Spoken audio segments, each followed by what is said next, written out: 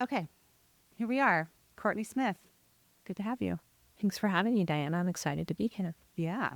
So you have this radical approach to um, these groups that you're running with Mm. women. And I had a few women in my life that were in your groups, and they would tell me over the past like year or so all these really incredible changes that were happening for them as Mm. they're going through your program. And the whole time I was like, I want to talk to Courtney. I want to see what's the magic behind what she's doing in there. Mm. And now I learned that you have a book Mm. that is mapping out a lot of the work that you do. So I'm Mm. super excited about your book. Thank Very you. excited, Mm. but also just excited to talk with you about some of Courtney's magic that we can maybe spread to other people that they could create. Thank you. Well, I should say that I came to Santa Barbara right before COVID happened, and I had lived in New York City for 20 years. And part of my journey there, I had been a professional as a lawyer and also as a consultant. And then I took some time out when we had small children from the workforce. And during that kind of journey to the wilderness for me, um, I started working with a lot of personal development and transformation tools that ultimately helped me figure out that I needed to go back to the workforce. And then I retransitioned and came back as a consultant. And I brought a lot of these tools that had worked for me to the consulting work that I was doing. And so I do my part of my work is in a professional context, but as part of my own unfolding in New York City and part of my own work with those tools, I really began to deepen my understanding of what it meant to be in community and the kind of relationships that I was looking for. And so when I moved here in Santa Barbara in 2020, I didn't come with this intention of starting groups, but I was really curious. Like, I really have a new definition of what it means to be in relationship. And um, I want to find the people who that resonates with. And organically from there, I started putting together these groups where I think there's a couple things that I'm doing that are pretty unique and different. The first thing is that I really, because it's in the community, I'm both a teacher and a practitioner in the group itself. And so I try to run really clear lines between when I'm teaching a concept, and then I try to model and do the work right alongside everyone else in the group. Some of that is for my own integrity in terms of I'm still working on things and I got to run this tool and I've got a lot to learn, even as I have some mastery. But also, it was because I was working with people that I'm in community with. Right. And so it's a little bit different than a therapist model. Very different than a therapist model. You Right, cannot share your own personal stuff that you're working through or be friends with anyone that's right, in your therapy group. right, Yeah. right, But actually right. people are craving that, right? They want some of your genius qualities, right, in the group, but they also want to know that you're human. They don't Yeah, want people don't want hierarchy.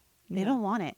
And it feels off-putting when there's some like teacher that's, up here because behind the scenes at I'm some a hot point mess, just they like will everybody yeah, else. they'll find you out. They'll Yeah, find you out and yeah, then they lose trust. yeah, Right? So if you put up front, I'm working through this, you don't have to dominate it with your stuff, but it's really equalizing. yeah. And yeah. Yeah, so that's a value of mine, and that's one of the things that I think is distinctive about the groups. Is there are lessons and there are concepts, and we can talk about some of them here. But it is in a container of the teacher is also a student, Mm-hmm.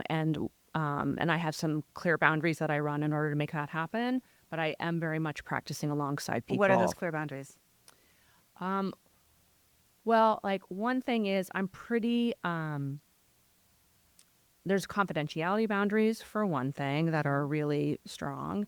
The second thing is um, when I model, I'm very careful about what I choose to model in terms of I want to show depth, I want to show vulnerability, and I want it to feel real.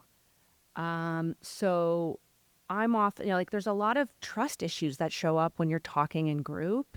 And so one of the things that I want to model is what does it feel like to be scared and to do something anyway? So I like to pick something that's right on the edge for me, where it's an issue that I'm still in live action with, and at the same time, you can feel that I'm scaring myself a little bit Yeah. in the courage it's taking to come forward.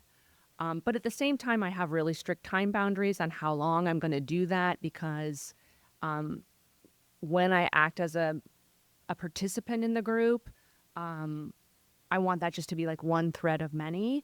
And so I keep myself very time bound so that the mic gets passed and everyone else does their work at the same time.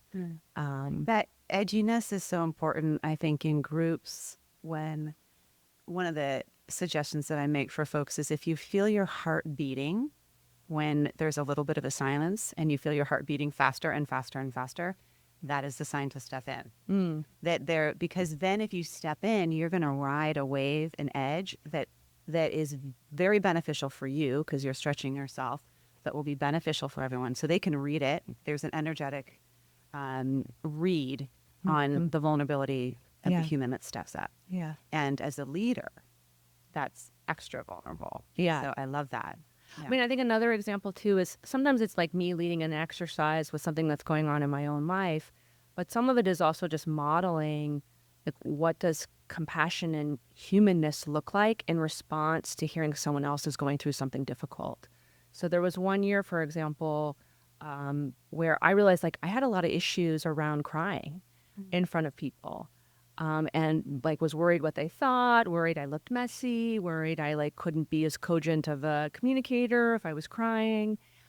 Yet I was often moved by like what we were working on in group. And so part of the way I modeled for that whole year with that group was if someone said something that moved me and I felt myself coming to tears, I let myself come to tears. And I really kind of went on this rebranding exercise for myself, but ultimately for everyone else, that crying is just a sign that I am fully engaging in your life, in your material. It's my heart is open, and it actually makes me a better leader. It makes me a better listener. It makes me a better communicator. Yes, there's different types of crying. There's Not that we've given any thought to this. there's that Yeah. crying, which is open, aware, engaged crying. I am Yeah. letting it flow because Yeah. crying is a form of communication. It's a nonverbal communication that I'm connecting, I'm connecting to either something you're experiencing, I'm experiencing.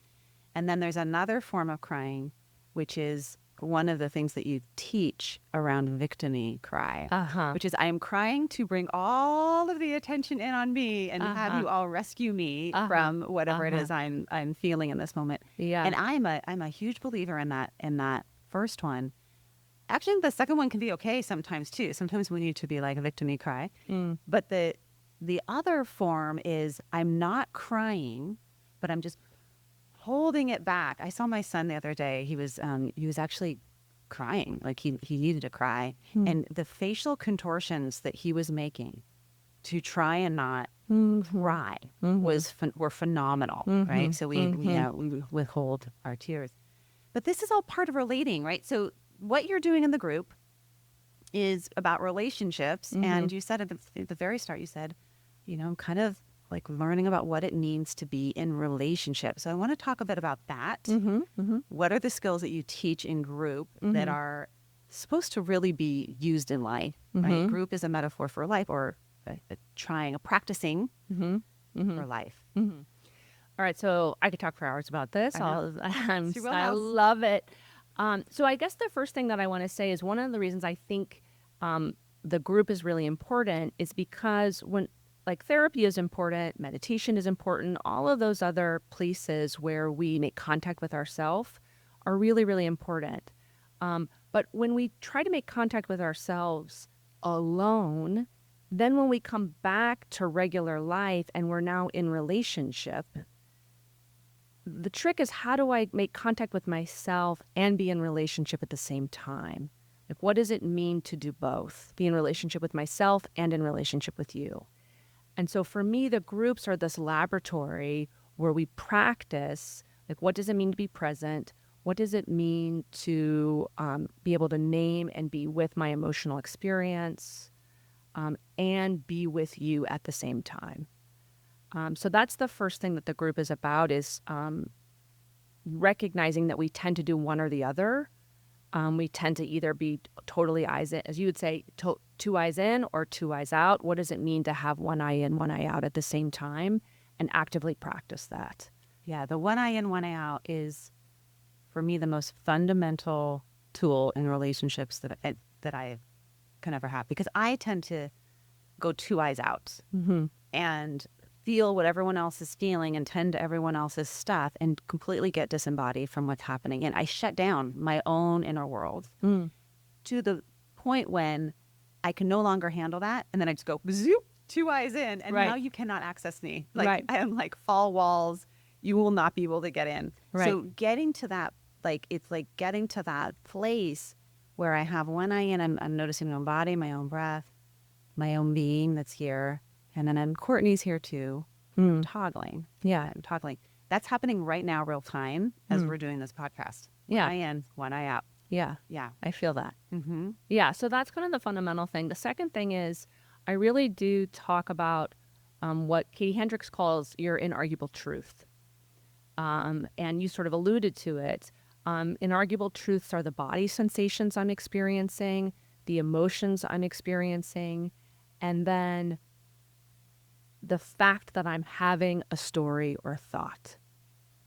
The thought or the story itself is not an inarguable truth, but it's true I'm having the story or thought. And once we start inserting in very concrete ways, how do I share the narrative, the way I'm making meaning of what's happening between the two of us? But to make it inarguable, I start saying, hey, I noticed that you're wearing shorts. That's a fact. The story I make up about that is like, are you cold? Like, how is she wearing shorts? And I go off on this whole thing. Like, I would never wear shorts. I don't like my knees. Like, and I'm like, and those are all thoughts that are just like running like in a comic strip. And if I just share those without the, hey, my story is, or hey, the thought I'm having is, we really now can go off to the races in terms of debating the content. Okay, can we stay on the shorts a little bit? Because what another woman wears, this is phenomenal. Like what another woman wears, what she's doing with her hair, what car she drives, what her kids look like, whatever. Her house is such a petri dish for story making. That then can either lead to disconnection, because it's hard to have a conversation with me if you're thinking about your knees. Or could lead to connection. Like, maybe I don't have something about my knees, but I've got something about something. Or maybe there's a reason why I chose these shorts. I was actually thinking they're way too short. But the thing about these shorts, they were given to me by my friend, Ann Vanderwater. You know Ann? No, I don't know. Phenomenal. She went on a minimalist spree where she got rid of everything and lived on a boat. And she gave away all her clothes. And whenever I wear them, I connect to Anne. And I'm like, oh, that's my girlfriend, Anne. I'm like wearing the shorts for you, Anne, because you got nothing. So if we can actually name our story, then we can connect. But as long as we're in it. You're reminding me, like one of the chapters in the book is all about envy, because the book is organized around the 7 deadly sins. But there's a whole class that I actually teach around envy, where in group we start naming the things that we're envious of other people in the group. Which tends to be kind of forbidden territory. Like, I'm envious that you have such beautiful shapely legs. And then I get to think about, like, okay, what am I really wanting underneath that? It's not about Diana's legs, like, even though they're beautiful, but what's that really telling me about myself? And once I speak it inarguably, then I get to see how it's a mirror for me, as opposed to getting into debate about where you brush off the compliments, or you tell me your workout routine, or you compliment something about my body, or I start feeling jealous and I don't voice it. Any other, the dozens of other ways we could take that.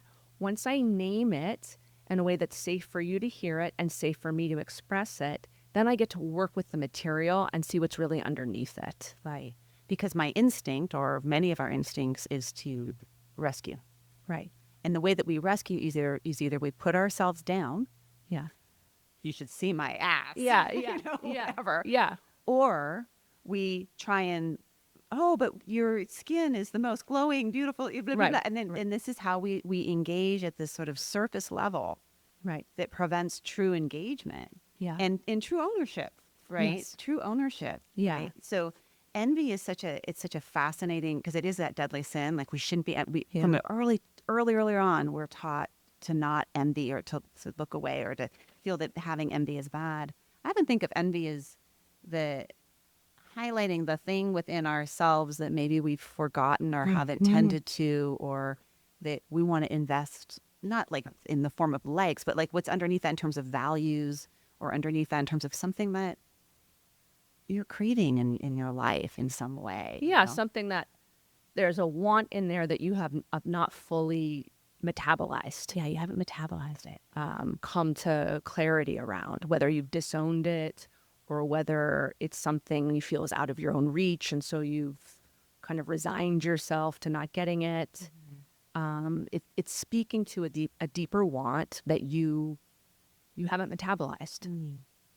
So in a group, you would go through and you'd have everyone to talk about what they envy in each other. So You we would, put you that. would, I mean, you this would do is that. like Potential. we've been practicing together Yeah. for over a year. So it's Yeah, not yeah. like we started that Yeah, way. yeah, yeah, yeah. But we were really sort of talking about, one of the big principles of the group also is this idea of taking responsibility. Yeah. And I would argue that like I talked about like the container of one eye in, one eye out. The second thing I spoke about was inarguable truths and various tools where you can communicate what's true for you, but in a way that others can hear it, so that then you can actually have growth and dialogue and exchange. And one of the goals of that exchange for me is personal growth and learning. And so I'm very much of the mind, like one of my coaches, her little like moniker at the end of her email is our relationships are our greatest assets. And you can think about that superficially in terms of like relationships are transactions where we get things. But I think the deeper meaning is relationships are our greatest assets to see ourselves and what is ours to do. What is our path and journey to grow along? And so when I hold that I'm in relationship with you, not a maybe there's a transaction, there's a contract. I agreed to come here at 11:50. You're going to put this on your podcast. There is a transactional component, and at the same time, like there's something I'm learning and gaining from being in relationship with you in this now moment. And so what are the tools I can use to see what's here for me? And so that idea of wanting or envy, which would normally just be like a tiny little thought that I might throw away and toss aside, actually then can become the seed of something really profound that I can take away from this short conversation. And if I have support, I can really work on it and go for it in my regular life. The painful parts of relationships have the most opportunity for that growth. The parts that we don't want to go to, Yeah. the parts that we want to just sort of shove away, put under the carpet, not talk about. And there's something about this container of this group that you are creating an environment to encourage people to go there to do that learning. The container of it is very important. So you can't just sit down at your dinner table and be like, everyone share about what they envy about their cousins and Right. their friends, because the container isn't there. So Right. that's I Yeah. just want to say that before Yeah. people start trying out these things. Totally. Yeah. And I Their- really want like the envy at their classes. office meeting. Yeah. envy is like class 16 or something like that. Yeah, So these are that's class people, 16 yeah, by the time people you have get to been, envy. been together for a long while. So let's go to class 3 Yeah. before we go to class 16. What's a class 3 practice that you Yeah, might so do? so classes 1, 2, and 3 are all about this inarguable speaking, which I spoke about. So I need to be able to identify body sensation. I need to be able to name emotions, and I need to make the distinction between fact and story. So those are classes 1, 2, 3, and I consider those foundational to just what does it mean to be present, and then how do I communicate presence with others. What comes after that is once I have some skills to like even locate where I am in the now moment, I begin to realize that part of the reason that relationships are so activating and triggering and thus like this petri dish for growth is because I often get scared. And so classes 4 through 15 are really about recognizing that human beings are evolutionarily designed to be scared, to be on the alert for things that could compromise our survival. And because of that, we tend to scare ourselves all the time. And when we do that, we really default to, whether you want to call it lower vibration or you want it like from a neurochemical perspective, the circuitry that's running in the brain is sort of the lower level functioning. But the idea is now I'm running the relationship and what's possible between the two of us through a lens of how do I feel safe? Which means I'm going to show up and relate to you in a way of like, this relationship is about me feeling safe over here. And that's all I can focus on. And when I orient toward relationships in that way, I lose the potential for connection, creativity, growth, curiosity, playfulness, Intimacy. values. Yeah. So, okay, I'm going to Yeah. make it real right Yeah. now.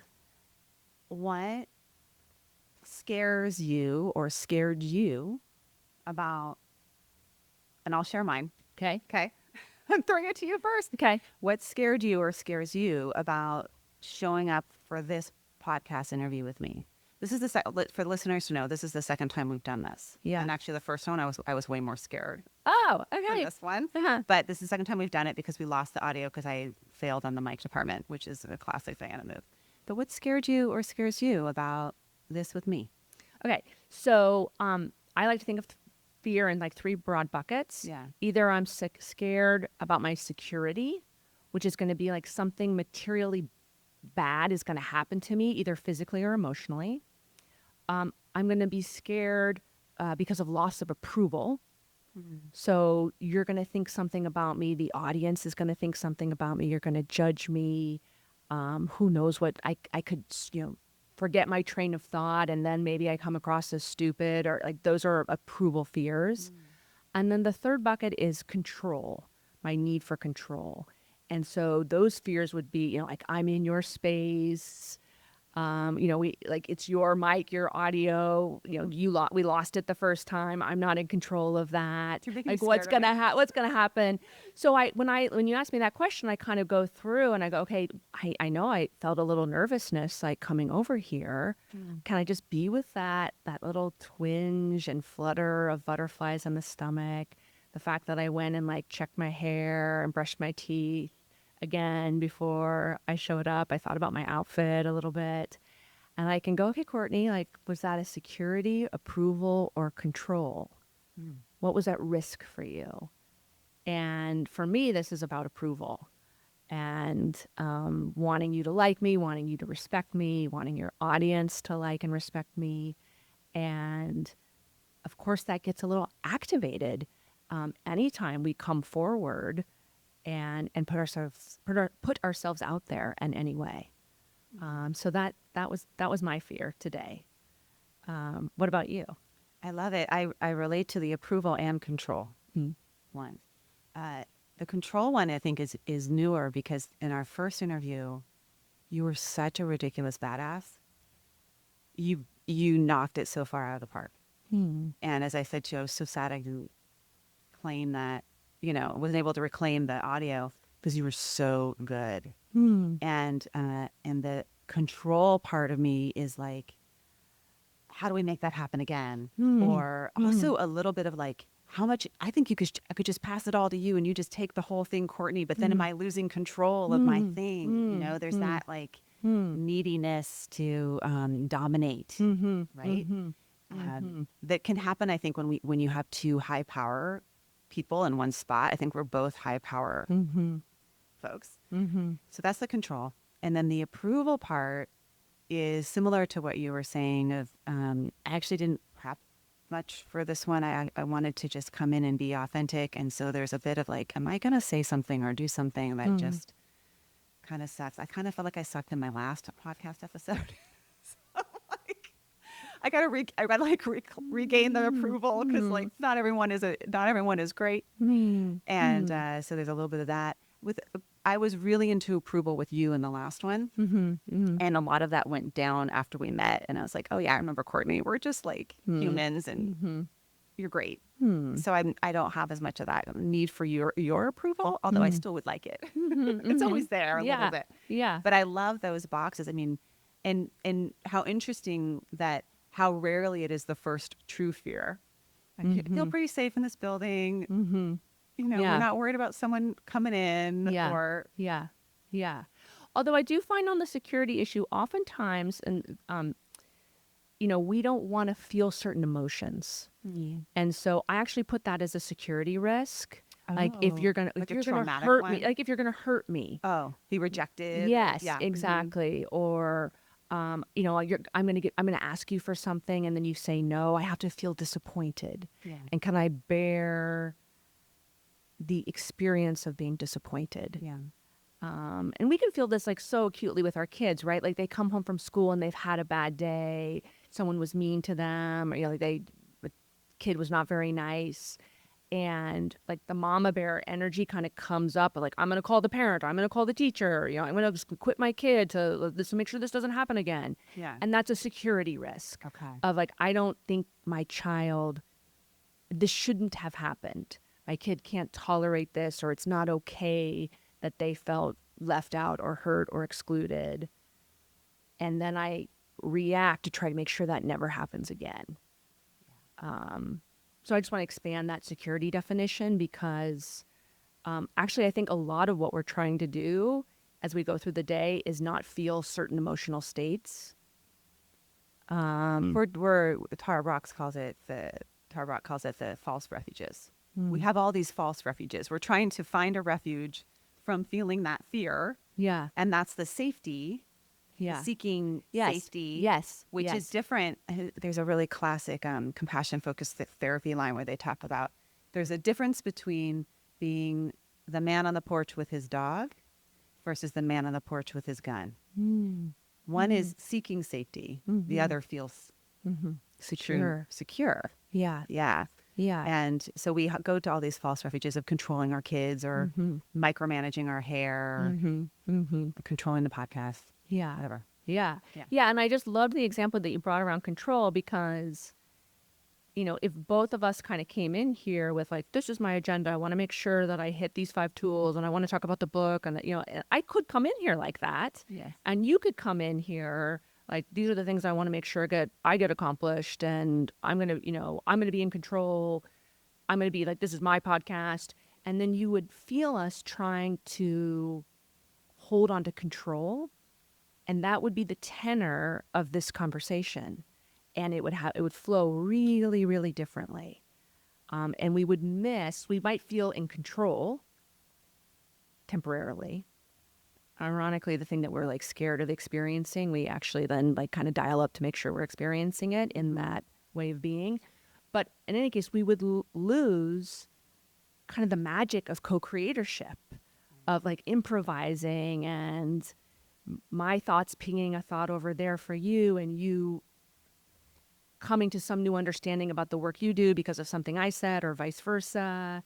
The warmth, the relaxed kind of, who knows what's going to happen. Yeah. And so that's an example of when we're sort of oriented around fear and defaulting to fear, that's what we miss out on.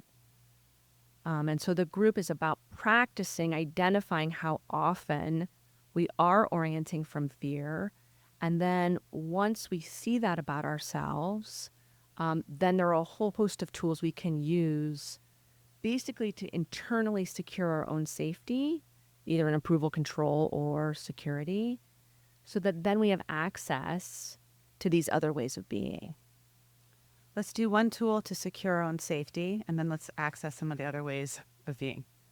Yeah. One way that I like to secure my own safety is fear is actually, I think of fear as the emotion that naturally arises in the face of the unknown. Mm-hmm.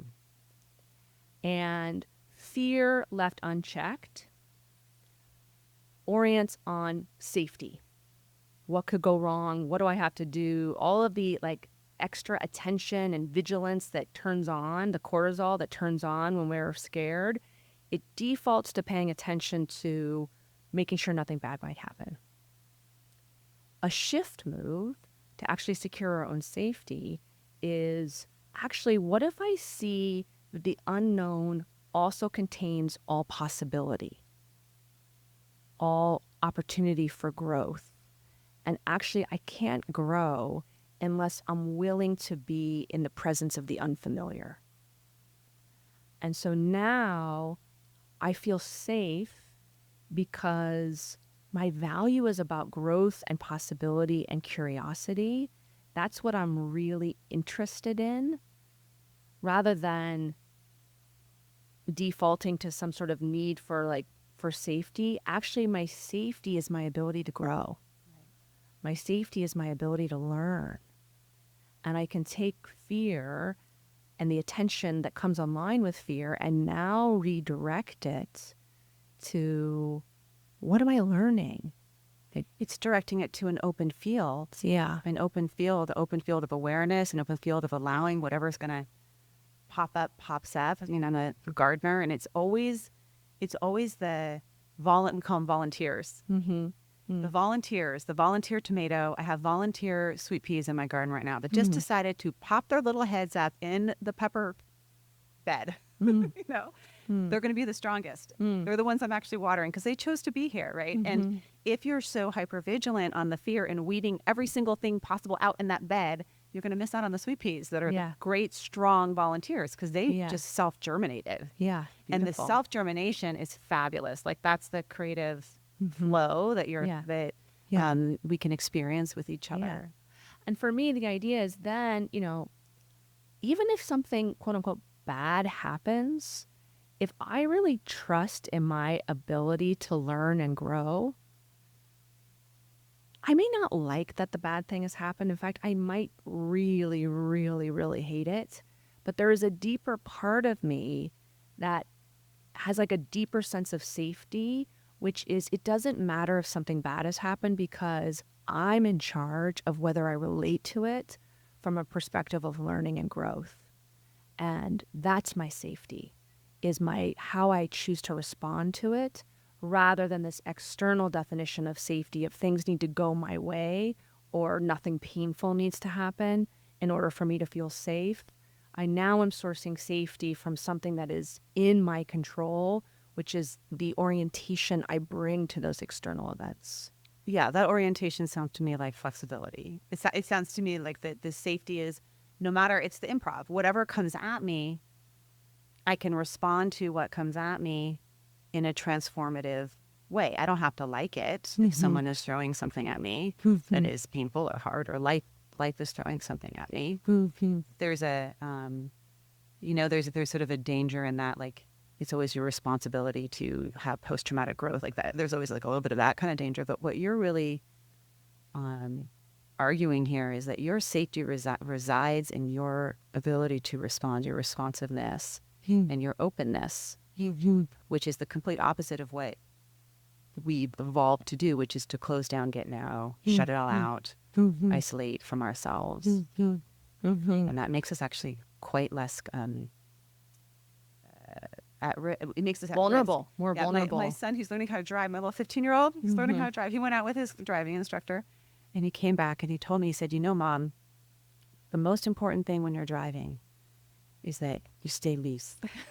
So cute. And he was giving me instruction because he said, if I let you get in the car with me, because the driver instructor got in the car with him first, if I let you get in the car with me, you have to stay loose. You can't tell me, brake, because that will make me tighten up and it's going to make me get into an accident. So he was coaching me on how important it is to stay loose, especially in these high stakes settings. I've got a 16-year-old daughter who won't let me drive in the car with her right now for that very reason. So I'm really resonating with that. like my own failure to stay loose, like in the face of her, doing her thing. Yeah. But I do want like what I mean that I do want to be clear, and I think you're cautioning listeners also in a way that we both get, like this idea of a growth or learning orientation is not about a spiritual bypass or not about this like Yeah. platitude of, everything has a reason. Like Don't tell me this is an opportunity for right, growth when I'm going through like the right, worst thing in my life. right, Like, don't tell that to me. exactly. Yeah. So it really is like I want to be clear that having that perspective is built upon this previous foundation of actually making contact with what's really happening for you, which is about uncomfortable body sensations, fear, wounding, disappointment, rage, deep grief, what am I experiencing, and can I be with that fully? And after I've had a chance to not resist it, now what do I want to do to learn and grow from it?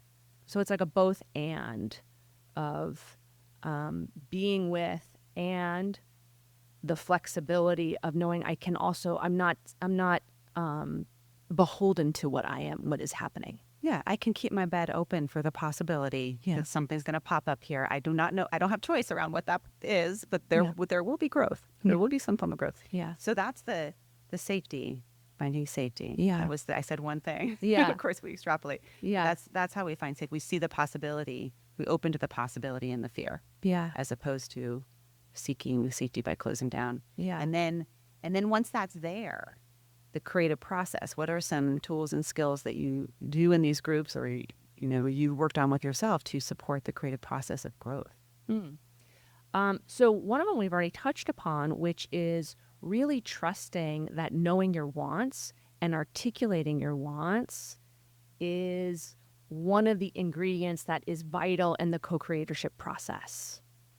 And so I like to think of it like there's this river of reality that's like flowing, and sometimes we go passive and limp and we just let the river take us, and then sometimes we like put up a big dam and we insist on it going a certain way. And what we're looking for is the middle way of like, I'd like to make an offering through my wanting of where I want to dance with reality also. And I'd like my want to be a thread in that. And like of all the infinite potentialities that could happen in this now moment, I'm open to all of them, but I want to name the one that feels most resonant and alive to me.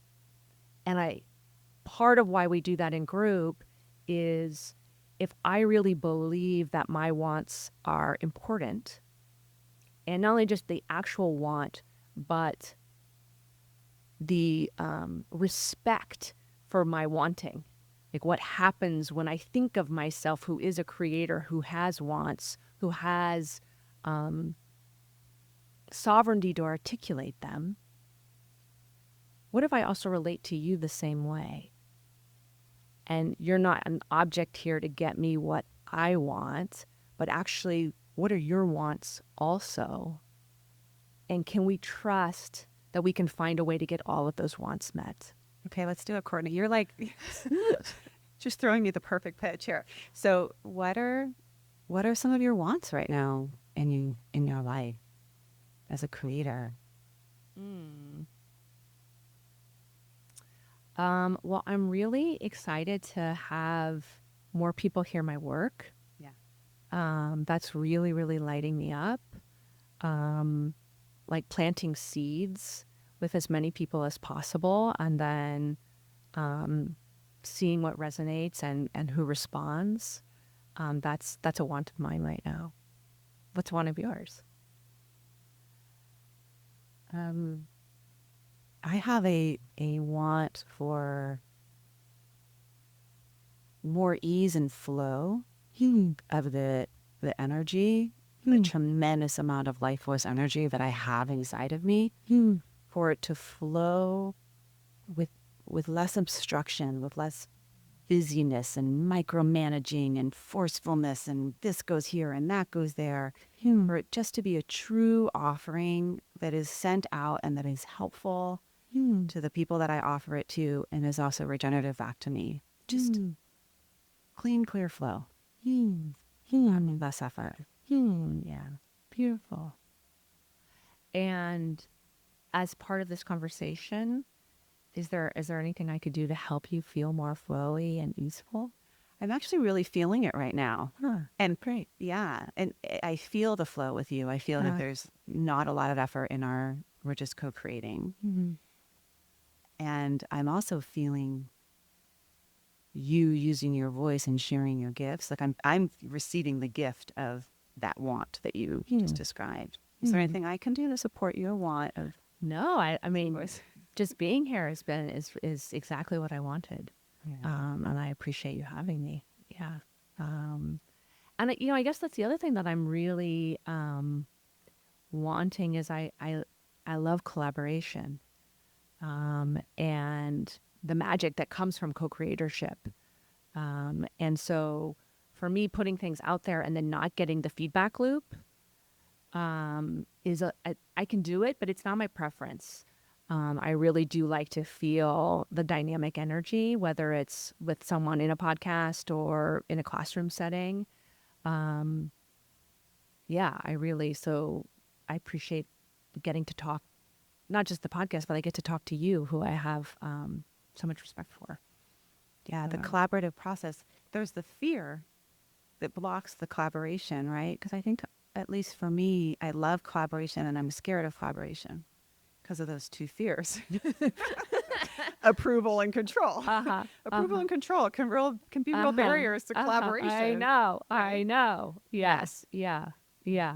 Yeah. And then we could have like some fun, if we were to do this again or do some other thing, like when we could really name those parts of ourselves that want to control or like start thinking about approval, and like we could really out ourselves, and that would be part of our agreement in terms of how we collaborate, as we have a commitment to owning when we feel scared and playing with it, not making it a problem, but playing with it so that then it doesn't stick to what we're trying to have, what we want to have happen, what could happen. Yeah. That's true relating, right? Like that's like the deeper relating when we can just own it and put it on the table and say it's here again. Yeah. Oh, here it is again. Yeah. Yeah. I have a good friend that we did this little ceremony with. It was a Kalyanamita. Do you ever heard of the Kalyanamita? No. Because I was like, we're friends, but we're more than friends. We're spiritual friends. And the Kalyanamita is this, it's a teaching from the Buddha that the monks, when they become brothers, they become spiritual friends to each other. Oh, amazing. And it has these 7 qualities to it. Oh. And the qualities are, we endure what's hard to endure. We give what's hard to give. We tell our secrets. We keep each other's secrets. When one of us is down and out, we don't look down on the other person. And I forgot the other 2, but I did pretty good with 5 of 7. Yeah, 5 of 7. So the other 2 are the ones I'm probably not great at doing. But that sort of concept of that's the kind of relating I want to be in with people. I want to be in the edginess and not the fake false relating, which is what most of us are trained up to do when we stay in the sort of the light talk. Not that every talk has to be deep talk, but I kind of like it if it is. Well, I mean, and that's one of the things that's the opportunity, but then also the danger of relationship, period, is, because relationships, there's the opportunity for such intimacy and the opportunity to care and love for one another. I really talk about this as like, are our egos friends or are our souls friends? Yeah. And when there's a soul contract, I'm actually here in service of your soul. And I have to risk maybe you not liking me or you going away or making you angry. I might even have to risk our ego friendship for the sake of being in service of your soul. Jeez. We've had friends like that, haven't we? Soul friends? Yeah. Remember my first one was in high school. She was my college roommate in high school, Liz. I was so anorexic. And she told on me. told on you. She said, Diana is like, she's faking it. She's drinking water because I was getting weighed. She's drinking water. And I remember I hated her. I was like, I hate you, Liz. Our friendship is over, blah, blah, blah. And she just looked at me and I could see the little terror in her eyes, but she was my soul friend, that was there to like speak the truth. And probably was part of the whole saving of my life was to be that soul friend. So sometimes we need to be a soul friend and call each other out on stuff or not allow something to continue that's happening or discontinue rescuing people from their stuff. Like we're just like, I'm being an ego friend by like rescuing you from your bad feeling all the time. Yeah. And you're calling me up and I'm just like the rescue machine. Yeah. Yeah. That's not a soul friend. Yeah. Yeah. And so I mean, that's a beautiful story. Like I want to, Liz, where I want to send like a, I want to have like a moment of appreciation for that very courageous act so long ago. But that's exactly what I'm talking about. And, what happens with relationships is we get attached and we don't want to risk approval loss. And we don't want to, there's often security that gets put at risk when we end relationships. And so those fears can keep us attached and in relating patterns that are more about fear rather than about these bigger possibilities. And so that's always like the knife edge with relationship is, have I become so close to you that now I've lost candor, I've lost taking responsibility, I've lost saying uncomfortable things, I've lost my own truth, all the things that can happen in relationship with people we care so deeply about because we are attached. But then there's such upside to being in those relationships because, we don't have soul contracts with the dry cleaner. There are certain, because there's real commitments in terms of practice and ways of relating to one another that support that kind of agreement. And so I have a handful of people where we explicitly, like I have a really good friend and she is working on her wanting and,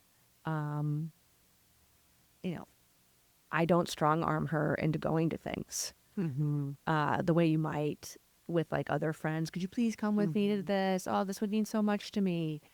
Like sometimes I really want her to go to something, but I have this like deeper commitment. Like, no, I know she's working on like owning her own authentic wants. And if that means she doesn't come to this party with me, that's on me. Yeah. Because as a soul friend, you're honoring their soul. I know her path. I know her journey. I know where your soul is at right now. I'm not gonna like push on it too hard. Yeah. You're I doing know the work that you need to do. Yeah. And Thank you for telling me no. Yeah. Like that probably took a lot of courage. Totally. I want to support that in you. Good to have soul friends. Yeah. Yeah. So the group is really about what are the commitments and tools that you have to have in relationship in order to really have not just be able to say that aspirationally, but be able to practice that, knowing you're going to fall down and make mistakes all the time. But what are the tools that really allow you to do that? Okay, so I want to highlight just the ones we talked about. You're an attorney, so you can like, I know your brain is tracking all of them. I tracked all of them too. So I want to highlight the ones that we talked about. And then I want to also just talk about your book because not everyone can come to your group in Santa Barbara, although everyone wants to. But then I also want to talk about this workbook and what's in there that people are going to get because they're going to get pieces of this to be able to do some of this work in group or in by themselves. Okay, so we started out with one eye in, one eye out, and some tools for knowing oneself while being in relationship. Yes. We talked about inarguable speaking, and those two are related. Yeah. Inarguable speaking, which is about knowing body sensation, knowing emotions, and being able to distinguish between fact and story. We talked about seeing fear when it's at play. And the distinction I'll make is when I'm scared, life's happening to me. When I'm in creator or like going after values, connection, intimacy, etc., life's happening for me. And so the being able to discern what, like, my location, where am I?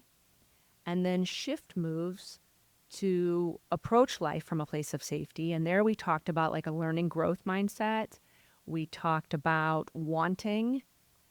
We talked about kind of naming, like a playful, like catching ourselves in the act with one another and being playful about it. And we also talked about co-creatorship and the idea that it's not just my wanting, but it's trust that we can collaborate together. And really seeing, I use the word allyship, even though I know that's a loaded word at this point, but this idea of soul contracts. Soul friends. Yeah. Spiritual friends. Kalyana mitas. Yeah. Whatever you want to call it. I want to go look at that You up. might go Kalyana mita. Yeah, I'm going to. Yeah. So, and this is your real genius, Courtney.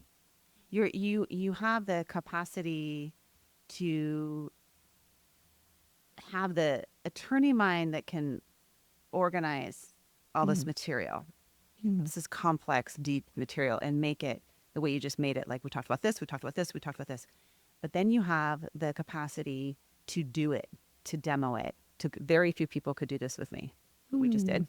To like go there and do it while you're talking about it. So we were moving in and out of doing it and talking about it. And that's probably the magic of your groups, that you're doing that, toggling.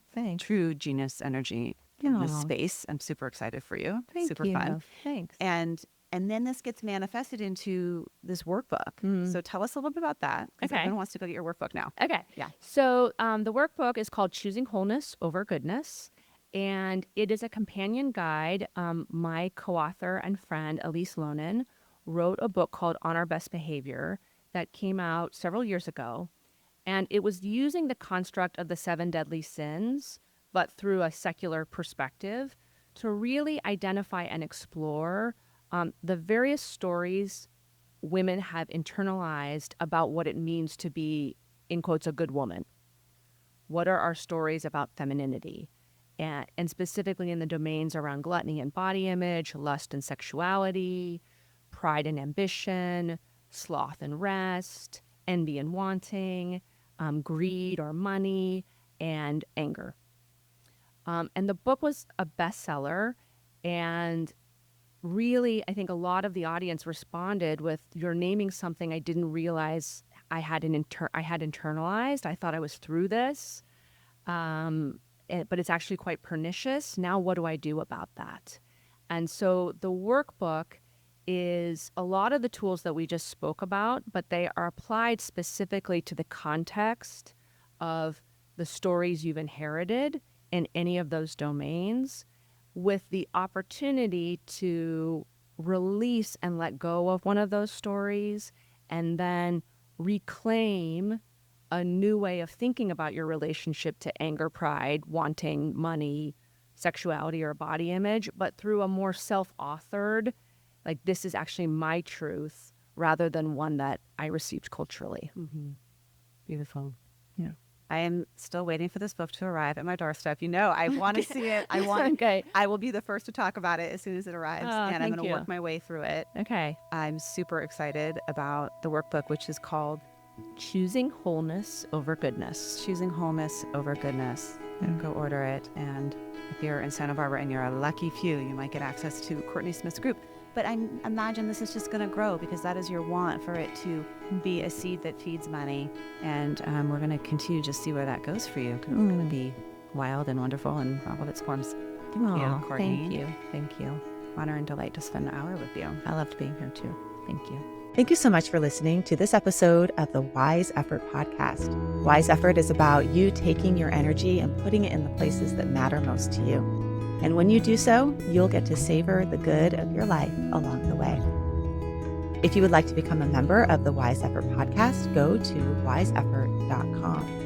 And if you like this episode and think it would be helpful to somebody, please leave a review over at Podchaser. I would like to thank my team, my partner in all things, including the producer of this podcast, Craig, Ashley Hyatt, the podcast manager, and thank you to Ben Gold at Bell & Branch for our music.